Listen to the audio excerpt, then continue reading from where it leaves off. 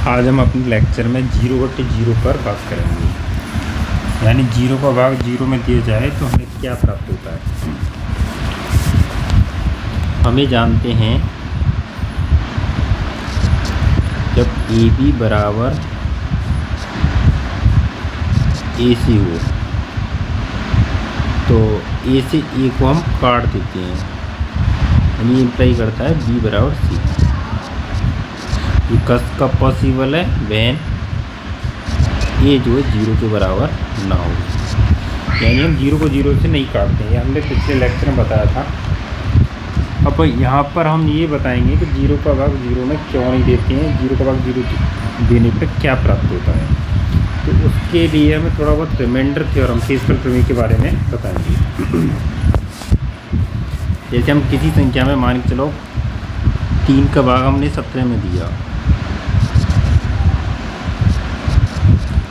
तो हम जानते हैं कि सिंपली भाग देने का तरीका ये होता है कि हम 3 का पाड़ा जब तक पढ़ेंगे जब तक पाड़े में 17 ना आ जाए, लेकिन 3 के पाड़े में 17 संभव नहीं है, तो इसलिए 17 के नज़दीक 17 के नज़दीक तक ले जाती हैं। तो 3 तो 5 15,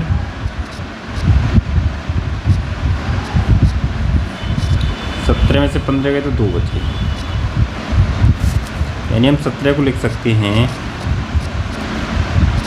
3 × 5 + 2। इसी से हमें कंडीशन मिलती है A बराबर BQ + R, और यहाँ पर R जो है 0 से बड़ा या बराबर होगा, यानी जो शेषफल है 0 हो सकता है। जब भाग पूरी तरह जाता है तो शेषफल वहाँ पे 0 होता है, और हमेशा जिससे भाग दे रहे हैं यानी जो भाजक है उससे हमेशा छोटा होगा, लेस देन B। जहाँ पर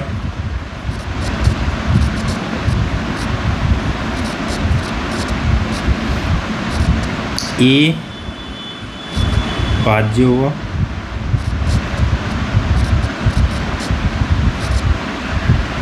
B भाजक,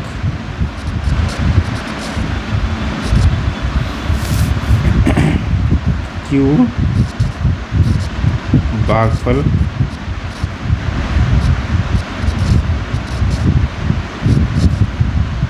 R जो है शेषफल।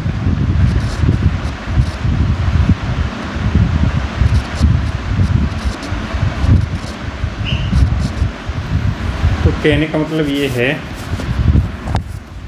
जैसे हमने 15 में 5 से भाग दिया, तो 5 का भाग 15 में देंगे 3 बढ़ जाएगा,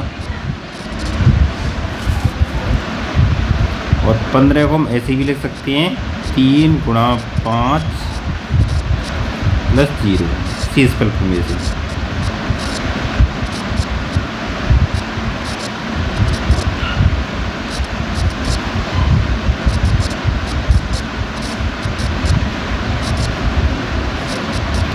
क्योंकि यहाँ पे शेषफल क्या है? 0 है। तो इसी प्रकार जब 15 में हमने 5 का भाग दिया तो हमें 3 मिल रहा है। अगर हम इनको आपस में रिप्लेस कर दें, यानी 15/3 लिखें, तो हमें 5 मिलेगा। इसी प्रकार 0 में 1 का भाग दें तो हमने ये पढ़ा था कि किसी संख्या का भाग किसी संख्या में हम जब देते हैं तो उस संख्या का पाड़ा जब तक पढ़ते हैं कि उस संख्या में जब तक वो संख्या ना आ जाए या उसके नज़दीक न पहुंच जाए, लेकिन 0 किसी भी पाड़े में नहीं आती है। तो यहाँ पर हम शेषफल प्रमेय का यूज़ करते हैं। और दूसरा तरीका ये भी है कि 0 मतलब नथिंग। जैसे हम कहें कि किसी पेड़ पर 0 चिड़िया हैं, इसका मतलब है कोई चिड़िया नहीं है। अब उन्हें हम कितने भी हिस्से में डिवाइड करें, 2 हिस्से में करें, 3 हिस्से में करें, तो वो 0 ही प्राप्त होंगी, ऑब्वियसली बात है। यानी 0 का भाग 1 में देंगे तो 0 मिलेगा। वैसे ही भी हम देख सकते हैं, इनका गुणा करें 0 बराबर 1 × 0 तो ये सेटिस्फाई होता है।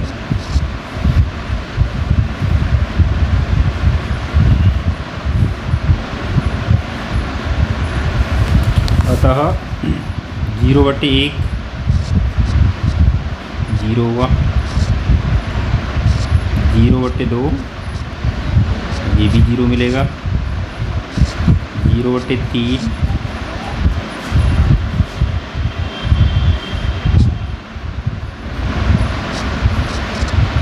भी 0 मिलेगा, क्योंकि 0 को हम 3 हिस्सों में डिवाइड करें तब भी 0 मिलेगा, 0/4 करें तब भी 0 मिलेगा, ऐसे डॉट डॉट डॉट 0/n करें तब भी हमें 0 ही प्राप्त होगा। अभी हमने ये देखा था कि इन्हें आपस में चेंज करने पर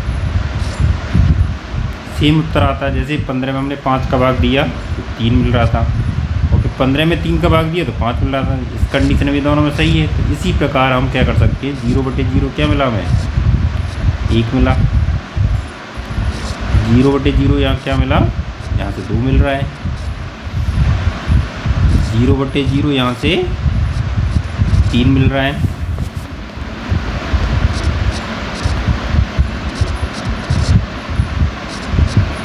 0/0 यहाँ से 4 मिल रहा है। ऐसे ही dot dot dot up to n, 0/0 n भी मिल सकता है। अतः यहाँ से ये क्लियर हो रहा है, यहाँ से ये क्लियर हो रहा है कि 0/0 की कोई भी फिक्स वैल्यू हमें प्राप्त नहीं हो रही है। 0/0 1 भी मिल रहा है, 0/0 2 भी मिल रहा है, 0/0 3 भी मिल रहा है, यानी 0/0 n तक भी मिल रहा है। तो ज़रूरी नहीं है आप नेचुरल नंबर से डिवाइड करें।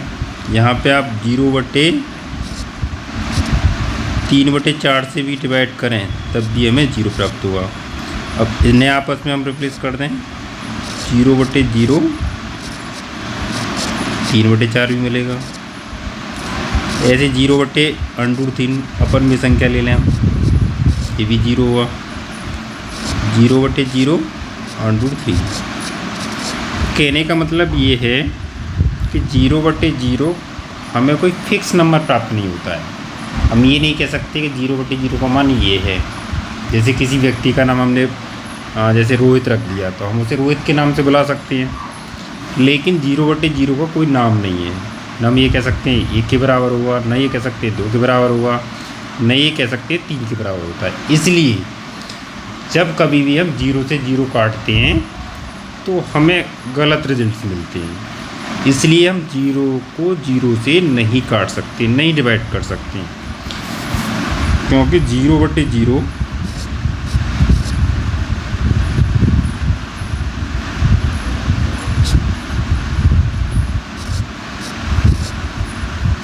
अनिर्धारित होता है।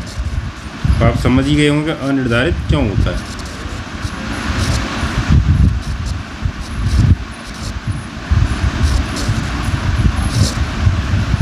तो यही आज की हमारी वीडियो थी। धन्यवाद।